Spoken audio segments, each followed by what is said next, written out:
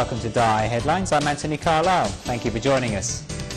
Starting in 1996, the Tzu Chi New York chapter has organised an annual distribution of winter clothes. Volunteers call on residents to donate second-hand garments, no longer in use but still in good condition, for needy people. This year, in just 1 month, 12,000 items of warm clothing were solicited, organised and cleaned. Volunteers carried out 3 consecutive distributions in Brooklyn and the North and South Bronx. In total, 773 households received aid.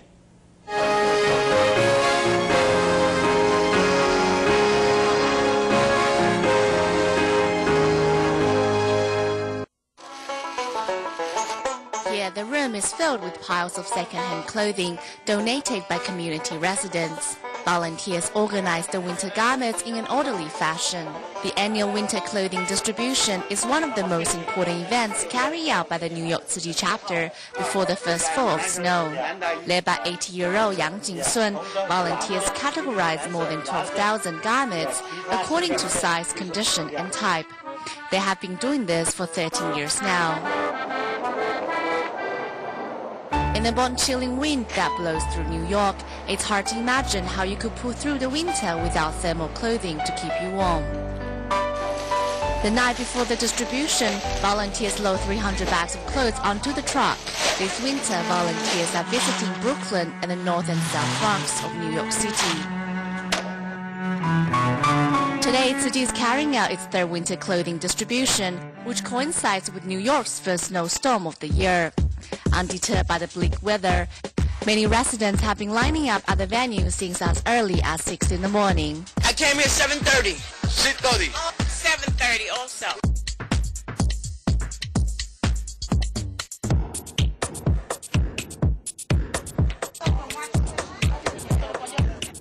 Women's jackets, kids' hats, ties and sleepwear. The scale of the distribution site is much like a superstore.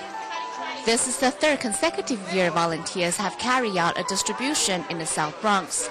Seeing a volunteer of the same origin, this delighted senior from the Dominican Republic explains in Spanish that the pants she's wearing are from the same event last year. The clothes are very nice.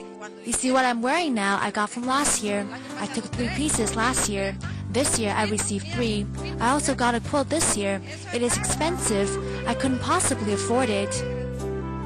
Meanwhile, at the distribution site in the North Bronx, a little boy is overjoyed with a blanket in his hands. I'm grateful for the community is doing around here. Really helpful.